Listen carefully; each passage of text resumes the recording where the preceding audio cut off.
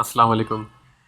तो इस वीडियो में हम क्विकली डिस्कस कर लेते हैं कि जी हमने कैसे एक नई प्रोडक्ट की ऑफ़र ऐड करनी है, यानी कि जो एग्जिस्टिंग लिस्टिंग है अमेज़ॉन पे और हम सिर्फ अपने आप को एज अ सेलर उसमें ऐड कर रहे हैं, जिसे हम पिगी बैक भी कहते हैं, मी टू भी कहते हैं। तो उस सूरत में हम जो है अपनी एक ऑफ़र यहाँ पे लगा देते हैं। जैसे अगर अलग डिफरेंट सेलर्स इसको सेल कर रहे हैं, जैसे यहाँ पे ये बताता है कि जी 12 न्यूज़ एंड यूज्ड ऑफर्स, तो हमारी 13वीं जो है वो हमारी आ जाएगी। तो ये एक सिंपल तरीका है जिसके अंदर आप क्या करेंगे, आपने कैटलॉग से आकर ऐड प्रोडक्ट्स में आना है और फिर यहाँ पर आपने एसिन डालना है उस लिस्टिंग का या आइटम का जिसके ऊपर आप अपनी ऑफ़र ऐड अप करना चाह रहे हैं। जब सर्च करेंगे तो अमेज़ॉन इस तरह से आपको डिस्प्ले कर देगा, उसके आइटम की डिटेल आ जाएगी, पिक्चर आ जाएगी, ऑफर्स आ जाएगी, सेल्स रैंक आ जाएगा और ये आपको बताएगा कि क्या आप सेल कर सकते हैं, आप एलिजिबल हैं या नहीं है। तो क्योंकि मैं एलिजिबल इस वक्त हूँ तो ये कहता है न्यू में सेल योर्स आप का बटन आ रहा है, अगर नहीं आता तो कहता है कि जी यू नीड अप्रूवल। ठीक है, और ये अप्रूवल की रिक्वेस्ट के लिए बटन आ जाता है।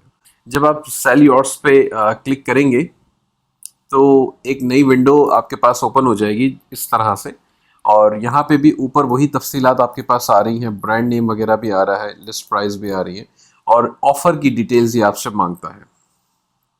ठीक है, अब ऑफ़र की डिटेल्स आप चूँकि इस वक्त हम कोशिश करेंगे, हम इसको ड्रॉप शिपिंग के मॉडल पे स्टडी कर रहे हैं तो हम उस हिसाब से बात कर लेते हैं।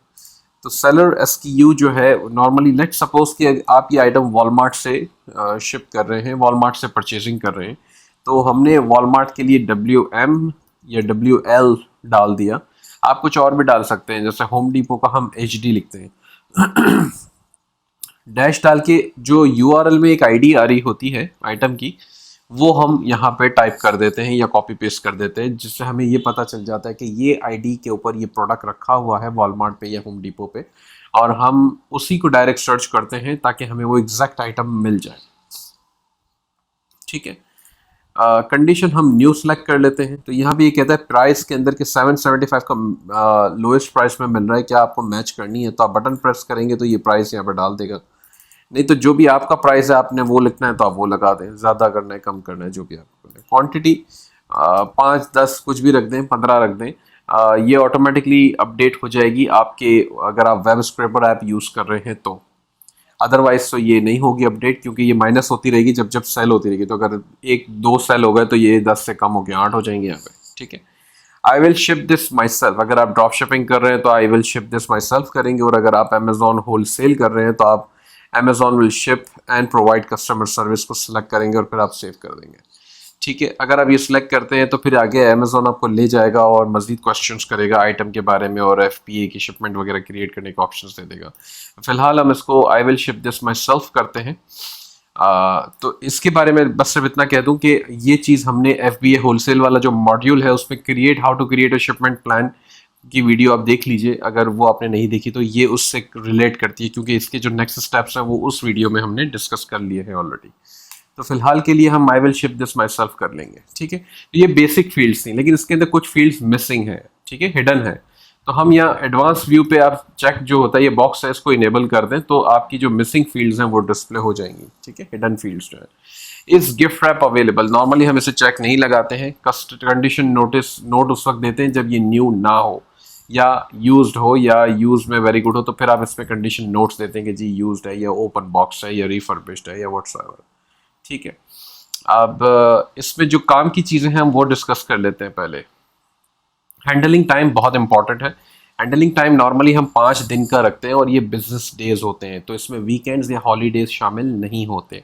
तो अगर आपने हैंडलिंग टाइम रखा है 5 दिन का और आपका आइटम सेल हुआ है फॉर एग्जांपल थर्सडे को, तो फ्राइडे का पहला बिजनेस दिन काउंट होगा और उसके बाद 4 बिजनेस डेज आपको मजीद मिलेंगे, यानी कि मंडे, ट्यूसडे, वेडनेसडे और थर्सडे।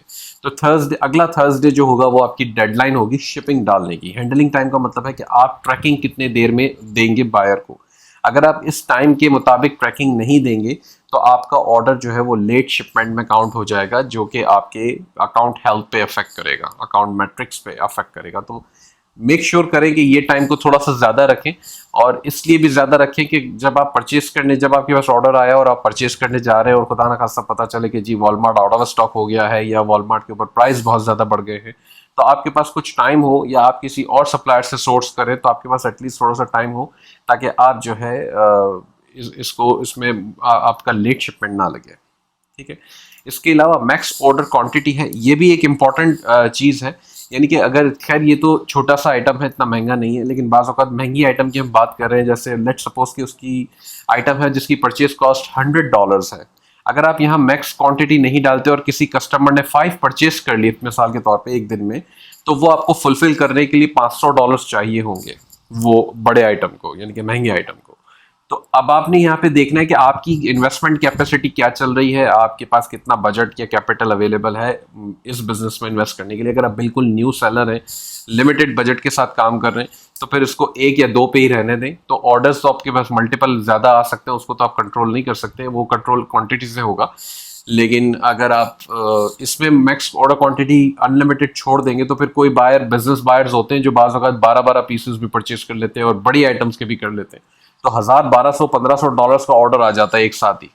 तो हमें तो मसला नहीं है, हम तो मैनेज कर लेते हैं, लेकिन जाहिर सी बात है जो नए सेलर्स हैं जिनका बजट बहुत टाइट है, कैपिटल नहीं है अभी, तो वो नहीं कर पाते, और ऐसी सिचुएशन में आप फंस जाएंगे, फिर आपको कैंसिल करना पड़ेगा, और कैंसिल की सारी प्रैक्टिसेस जो है वो आसान नहीं है।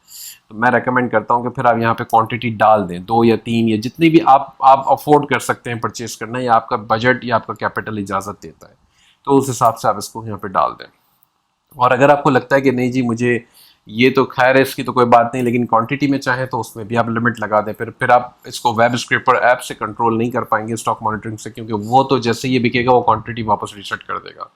तो अगर आप वो यूज़ नहीं कर रहे हैं, आप नए नए सेलर है, अभी आप उसकी तरफ गए ही नहीं है, तो फिर ये क्वांटिटी से भी आप इसको कंट्रोल कर सकते हैं। आप 5 ही रखें अभी, तो जैसे ये 5 जैसे ही बिकेंगे, चाहे वो एक ऑर्डर में भी बिके 5 बिक जाएं, या चाहे वो 5 अलग अलग ऑर्डर्स आके वो बिक जाएं, ये आपका जो है आइटम जो है वो बंद हो जाएगी 5 बिकने के बाद। तो इसमें क्योंकि क्वांटिटी रीस्टॉक नहीं होगी। ठीक है। तो जब ये तमाम इन्फॉर्मेशन आप डाल लें तो सेव एंड फिनिश कर दें, और एक आध मिनट के अंदर ये आइटम आपके इन्वेंटरी के पेज में जो है वो लाइव हो जाएगी। अगर आपने क्वांटिटी 0 से ज़्यादा रखी है तो ये सिंपली लाइव हो जाएगी, और आपके पास इमीडिएट चांसेस होंगे सेल्स आने के।